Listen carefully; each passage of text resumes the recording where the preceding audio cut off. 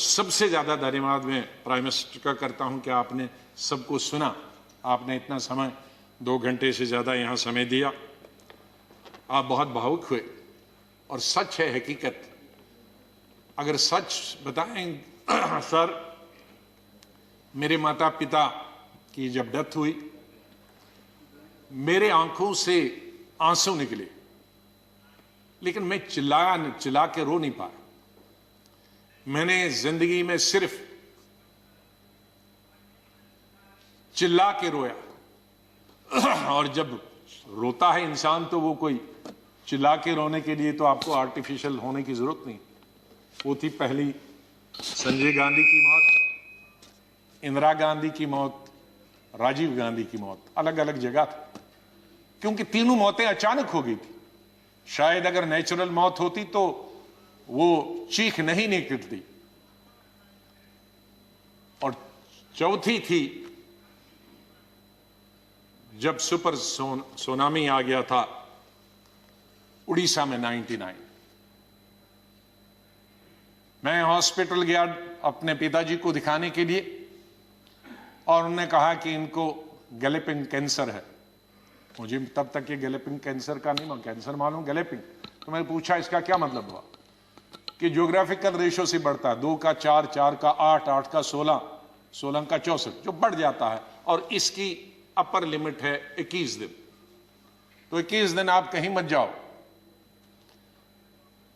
दोपहर को मैं ये लेके आया और सुबह हमने प्रोग्राम बनाया कहीं जाने का, इनको घुमाएंगे। मिसेस गांधी का शाम को फोन आया कि वहां साइक्लोन है, कोई दूसरे जनरल सेक्रेटरी हैं वो जाना नहीं चाहते और तुम ही जा सकते हो। अब मैं उनको कहता कि मैं, अगर मेरे डॉक्टर ने ये कहा है तो कहेंगी बहाना कर रहा। तो मैं अपने पिताजी को छोड़कर, मैंने कहा 2 दिन में वापस आऊंगा। गुजरात के, ये उड़ीसा के लोगों के लिए एक नई बात कहता हूं, क्योंकि इसका लुल्लू, इसका गवाह था, वो इस दुनिया में नहीं रहा। हमारे कांग्रेस का यंग लीडर था, यूं बहुत हाउस होल्ड नेम है आज भी। उड़ीसा जब एयरपोर्ट पे पहुंचा तो 1000 आदमी था, लड़के।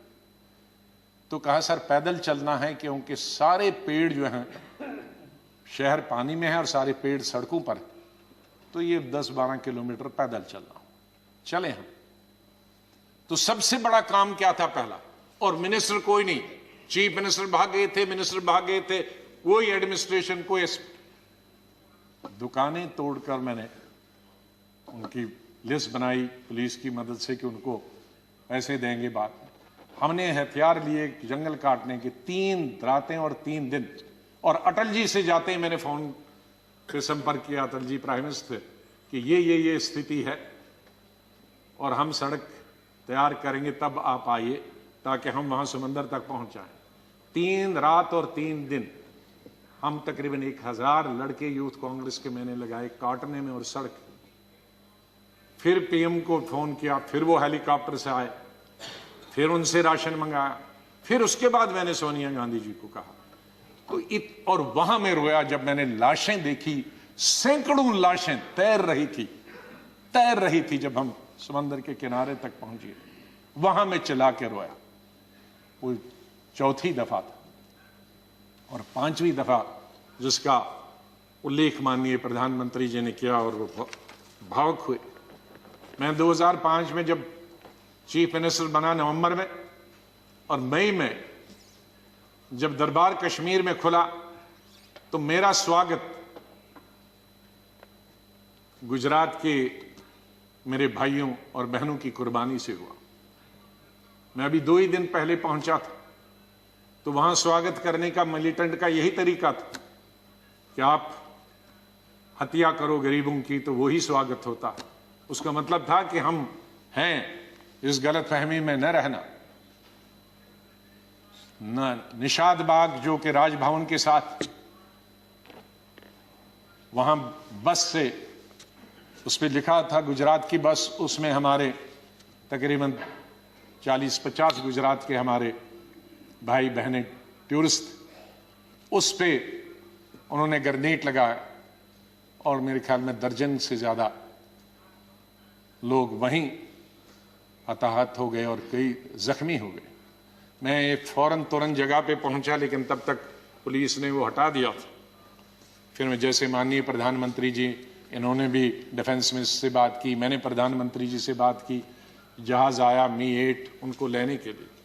लेकिन जब मैं एयरपोर्ट पे पहुंचा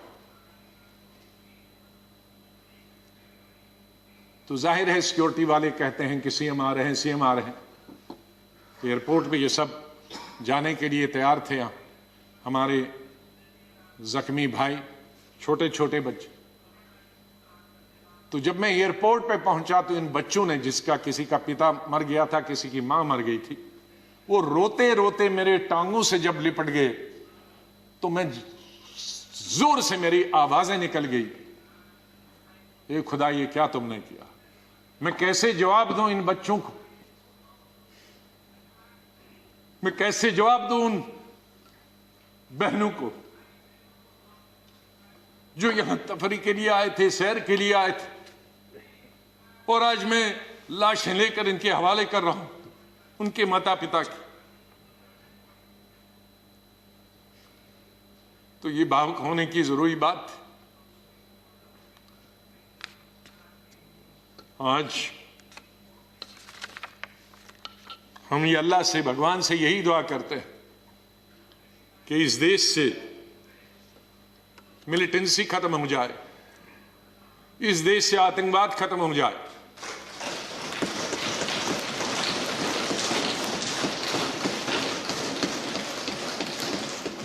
हजारों हमारे सिक्योरिटी फोर्सेस के, आर्मी के, पैरामिलिट्री फोर्सेस के, पुलिस के जवान मारे गए, सिविलियन कई क्रॉस फायरिंग में मारे गए, हजारों हमारी बेटियां और माएं आज बेवा, शायद उनका पति किसी का मिलिटेंट भी, कईयों के मिलिटेंट होंगे, कई क्रॉस फायरिंग। कश्मीर के हालात ठीक हो जाएं।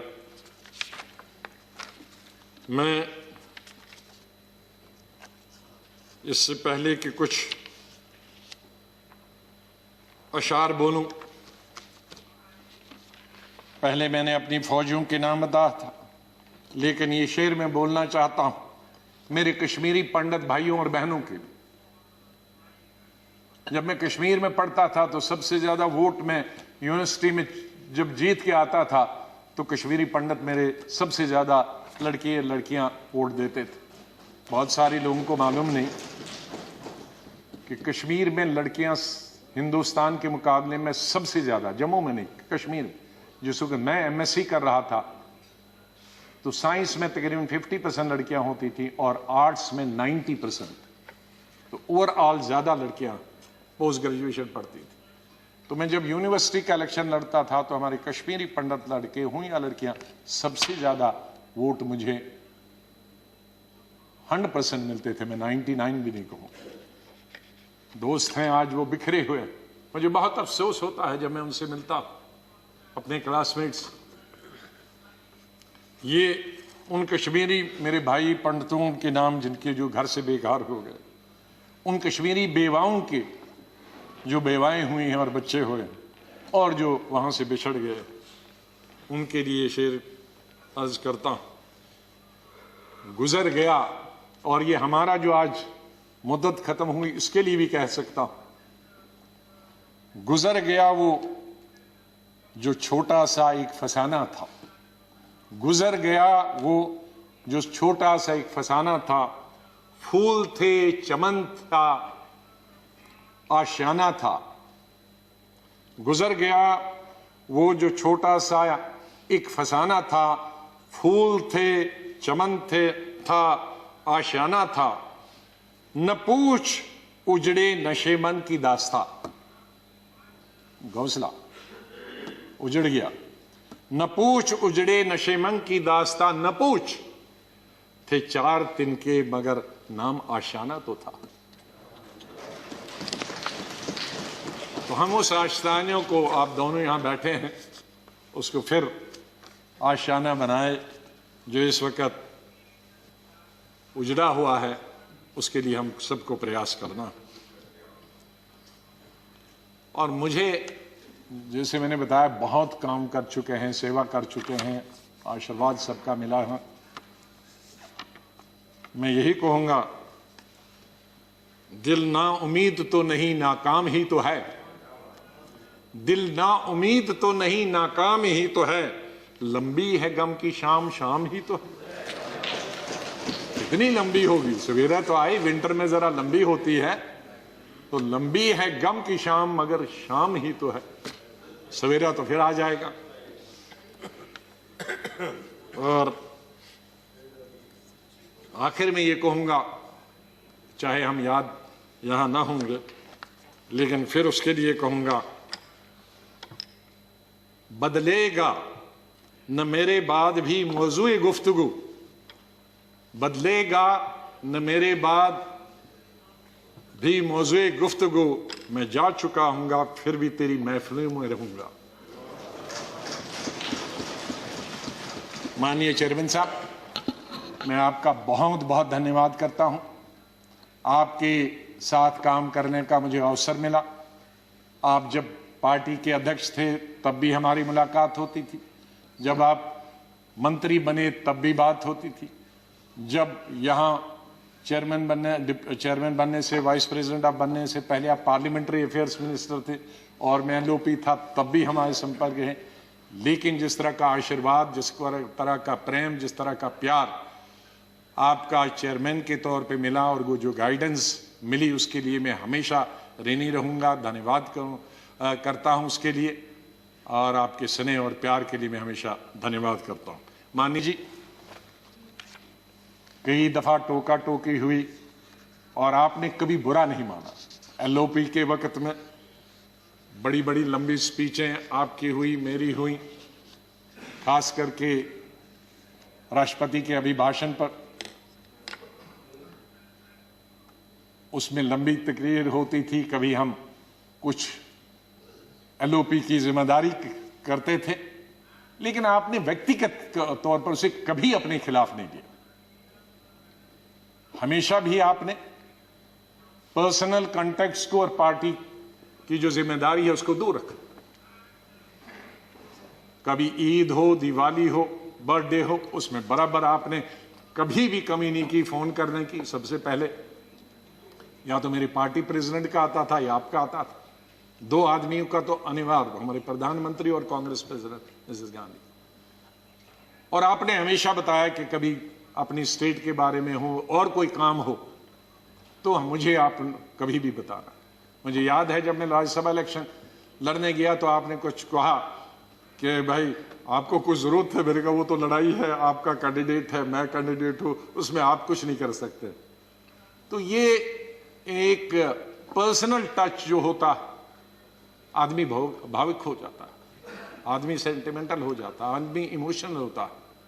और मेरे संपर्क तो विपक्ष के साथ आज से नहीं, जब पहली दफा मैं एमओएस बना था तब से लेकर आज तक, क्योंकि हम मिलके ही देश को चला सकते हैं, लड़ाई करके, गालियां देकर नहीं कर सकते। हम अपनी बात अपने भाषणों के जरिए कर सकते हैं। मैं आपका बहुत धन्यवाद करता हूं। मैं माननीय डिप्टी चेयरमैन साहब, मेरे यहाँ हम बेंचमेट रहे, वो हमेशा मुझे याद रहेगा। बहुत सिंपल आदमी है, स्ट्रेट फॉरवर्ड है। कभी कभी हम नाराज होते हैं स्ट्रेट फॉरवर्ड, लेकिन स्ट्रेट फॉरवर्ड हमेशा वो लोग नाराज होते हैं। और शरद पवार जी से लेकर और यादव जी से लेकर और सब लोग हमारे लीडरों का तो मैं बहुत ही धन्यवाद, सब लेफ्ट राइट एंड सेंटर, नाम क्यों कि कुछ लूंगा तो बहुत सारे हमारे साथी नाराज होंगे। तो चेयरमैन साहब से लेकर और प्रधानमंत्री जी से लेकर, मैं सेक्रेटरी जनरल साहब का कैसे और सेक्रेटरीट का कैसे धन्यवाद कर सकता हूं, मुश्किल है करना, क्योंकि इनका सहयोग मिला बहुत। हमेशा हर वक्त जब भी हमने कुछ चाहा, इंफॉर्मेशन पार्लियामेंट की या कोऑर्डिनेशन के बारे में आप तक पहुंचने की बात की, तो सेक्रेटरी जनरल साहब ने और सेक्रेटरीट ने हमने हमेशा हमारी मदद की है। और आखिर इस शेर से मैं आपसे विदाई लेता हूं, और इंशाल्लाह हम मिलते रहेंगे, चाहे यहाँ नहीं मिले लेकिन आगे एक दूसरे के पास आ जा सकते हैं। नहीं आएगी, मैं आप लोगों से बोल, नहीं आएगी याद तो बरसों नहीं आएगी, मगर जब याद आओगे तो बहुत याद आओगे। धन्यवाद गुलाम नबी जी।